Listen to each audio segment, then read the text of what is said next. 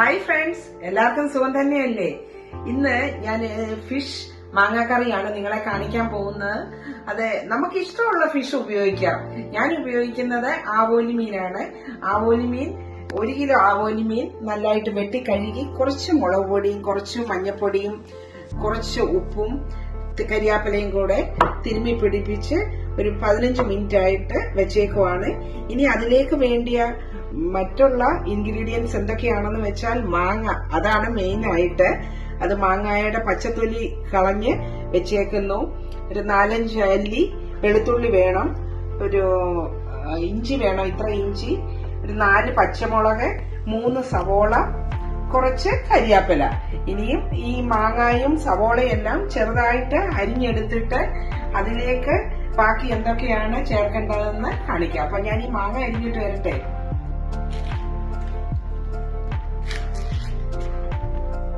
അപ്പൊ നമ്മുടെ മാങ്ങ നല്ല ചെറിയതായിട്ട് കട്ട് ചെയ്ത് വെച്ചിട്ടുണ്ട്. ഇത്രയും വലുപ്പത്തിലുള്ള കഷ്ണങ്ങളാക്കി വേണം. ഈ മാങ്ങ ചെറിയതായിട്ട് ചനച്ചിട്ടുണ്ടെങ്കിലും അത്യാവശ്യം പുളിയുമുണ്ട്, ചെറിയൊരു മധുരവും നല്ലതായിരിക്കും ഇത് കറിക്ക്. ഇങ്ങനെ സവോള നീളത്തിൽ ഇങ്ങനെ കട്ട് ചെയ്തെടുക്കണം. ഇഞ്ചിയും വെളുത്തുള്ളിയും ഇത് പച്ചമുളക് ഇതെല്ലാം ഈ ഒരു വലുപ്പത്തിൽ കട്ട് എടുക്കണം. ഇനിയും ഇതെല്ലാം കൂടെ സവോളയും ഇഞ്ചിയും വെളുത്തുള്ളിയും എല്ലാം കൂടെ ഒന്ന് നല്ലതായിട്ട് തിരുമ്മി പിടിപ്പിക്കണം. ഇച്ചിരി വെളിച്ചെണ്ണയും കുറച്ച് ഉപ്പും അതിന് വേണ്ടുന്ന മസാലകളും ഒരു സ്പൂണ് വിനാഗിരിയും കൂടെ ചേർക്കണം. ഈ സവോളയിലും ഈ ഇഞ്ചിയിലും ഒക്കെ ഒന്ന് നല്ലതായിട്ട് ഒരു ചെറിയ പുളിയൊക്കെ പിടിച്ചിരിക്കണം. അപ്പം കറി നല്ല ടേസ്റ്റ് ഉള്ളതായിരിക്കും. അപ്പോൾ അതിന് വേണ്ടിയുള്ള മസാലകളാണ്. അപ്പോൾ അതിന് വേണ്ടിയ ഉപ്പ് നമുക്ക് ടേസ്റ്റ് നോക്കാം. ആദ്യം ഞാൻ ഒരു 1.5 ടീസ്പൂണ് ഉപ്പ് ഇട്ടിട്ടുണ്ട്. പിന്നെ ഉപ്പ് നോക്കാം നമുക്ക്. കുറച്ച് വെളിച്ചെണ്ണ ഒഴിക്കണം. 1 സ്പൂണ് പറ്റുന്ന വിനാഗിരിയാണ്. വിനാഗിരി നമുക്ക് ഏത് ബ്രാൻഡാണേലും കുഴപ്പമില്ല. വിനാഗിരി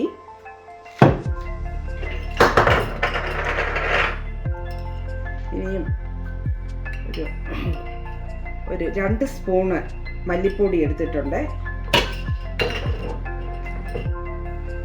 1 സ്പൂണ് മഞ്ഞൾപ്പൊടി, 1.5 ടീസ്പൂണ് കാശ്മീരി മുളക് പൊടിയാണ് വേണ്ടിയത്. 1.5 മല്ലിപ്പൊടിയാണ് എപ്പോഴും കൂടുതൽ വേണ്ടിയത് ഈ കറിക്ക്.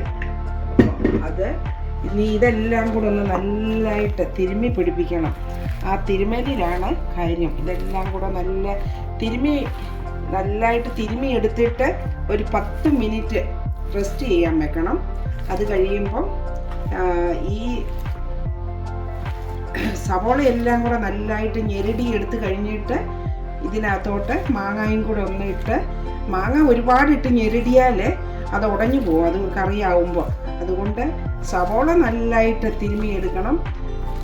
മാങ്ങ ജസ്റ്റ് ഈ സവോള എല്ലാം തിരുമ്മി കഴിഞ്ഞിട്ട് ജസ്റ്റ് ഒന്നിട്ട് അത് ഒന്ന് ചേർത്ത് വെച്ചാൽ മതി, ഈ മസാല ആ മാങ്ങയിൽ കൂടെ ഒന്ന് പിടിക്കാൻ. എന്നിട്ട് ഒരു 10 മിനിറ്റ് കഴിഞ്ഞിട്ട് നമുക്ക് 2ാം പാല് ചേർത്ത് അടുപ്പിലേക്ക് വെക്കാം. അങ്ങനെ മാങ്ങായും ഇഞ്ചിയും സവോളയും പച്ചമുളകും എല്ലാം കൂടെ മസാല ചേർത്ത് തിരുമ്മി വെച്ചിട്ടുണ്ട്. ഇനി നമുക്ക് മൺചട്ടിയിലാണ് ഈ ഫിഷ് കറി വെക്കാൻ പോകുന്നത്. അങ്ങനെ ചട്ടി ചൂടായിട്ടുണ്ട്. ഇനിയും അതിലേക്ക് 1 സ്പൂണ് വെളിച്ചെണ്ണ ഒഴിക്കാം. വെളിച്ചെണ്ണ ഒഴിച്ച്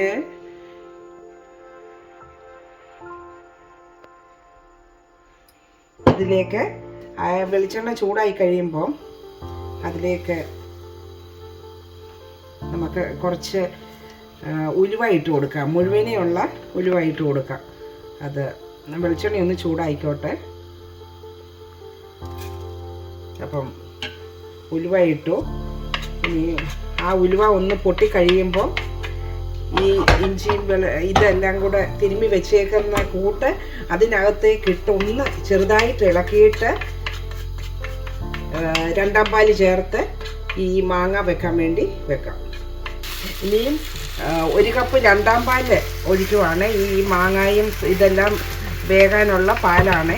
അത് UK ഫ്രഷ് തേങ്ങയുടെ പാലെടുക്കാൻ പാടായതുകൊണ്ട് ഞാൻ കോക്കനട്ട് മിൽക്ക് പൗഡറാണ്, അത് ഇച്ചിരി ലൂസാക്കി കലക്കിയെടുത്താണ്. അത് ഇതിലേക്ക് ചേർത്ത്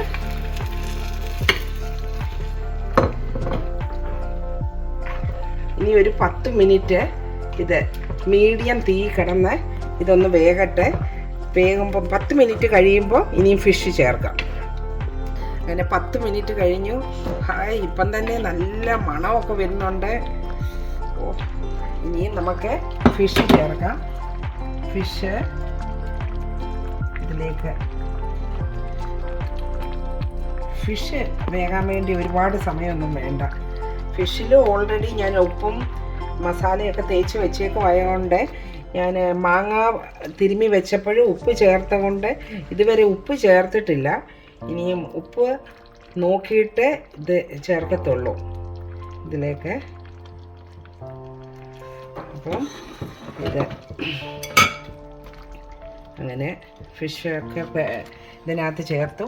ഇനിയും 10 മിനിറ്റ് ഫിഷ് വേകാൻ വേണ്ടി നമുക്ക് വെയിറ്റ് ചെയ്യാം. അങ്ങനെ 10 മിനിറ്റ് ആയിട്ടുണ്ട്. ഒരു ഏകദേശം ഫിഷ് കുക്കായിട്ടുണ്ട്. ഇനി കുറച്ചുകൂടെ എനിക്കൊന്ന് സോഫ്റ്റായിട്ട് നല്ലതായിട്ട് ഫിഷ് എനിക്ക് വെന്തിരിക്കണം, അതാണ് എനിക്കിഷ്ടം. അങ്ങനെ ഞാൻ ഉപ്പൊക്കെ നോക്കി, ഒരു കുറച്ചുകൂടെ ഉപ്പിൻ്റെ കുറവുണ്ടായിരുന്നു. ഞാൻ ആ ഉപ്പ് ചേർത്ത് കൊടുത്തിട്ടുണ്ട്. ഒരു 1/2 ടീസ്പൂൺ ഉപ്പൂടെ ഞാൻ ചേർത്തായിരുന്നു. ഇപ്പം ചാറിനൊക്കെ നല്ല ടേസ്റ്റായി വന്നിട്ടുണ്ട്. ഇനി ഒരു 5 മിനിറ്റ് കൂടെ വേണ്ടി വരും ഈ ഫിഷ് വേകാൻ വേണ്ടി. അപ്പം ഫിഷൊക്കെ നല്ലതായിട്ട് എല്ലാം വെന്ത് റെഡി ആയിട്ടുണ്ട്. ഇനിയും 1-ാം പാല് ചേർക്കുവാണ്. 1-ാം പാല് ചേർത്തിട്ട് ഇനി ഒരുപാട് നേരം വേണ്ട. ഇതൊന്ന് ജസ്റ്റ് ഒന്ന് ചെറുതായിട്ടൊന്ന് ചെറിയ തിള വന്നാൽ മതി 1-ാം പാല് ചേർത്ത്. പിന്നെ ഒന്ന് താളിച്ചൊഴിക്കണം. അപ്പം ഫിഷ് കറി റെഡിയാവും. അപ്പം നമ്മുടെ ഫിഷ് കറി റെഡി ആയിട്ടുണ്ട്. ഇനി അതിലേക്ക് താളിച്ചൊഴിച്ചാൽ മാത്രം മതി. അതിനുവേണ്ടി 1 സ്പൂണ് കോക്കനട്ട് ഓയിൽ ഒഴിച്ചിട്ടുണ്ട് ചൂടാകാൻ വേണ്ടി. അതിനകത്തേക്ക് ഇനിയും കുറച്ച് ചുവന്നുള്ളി വട്ടത്തിൽ അരിഞ്ഞതും കുറച്ച് കരിയാപ്പില ഇതും കൂടെ ഒന്ന് അതിനകത്തേക്ക് ഒഴിക്കണം ഫിഷ് കറിയിലേക്ക്. അപ്പോൾ നമ്മുടെ കറി റെഡിയാകും.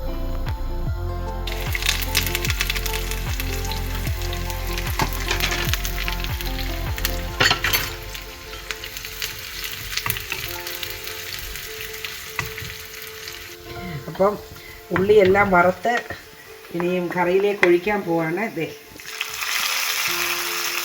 ആ എണ്ണയും ഉള്ളിയെല്ലാം കൂടെ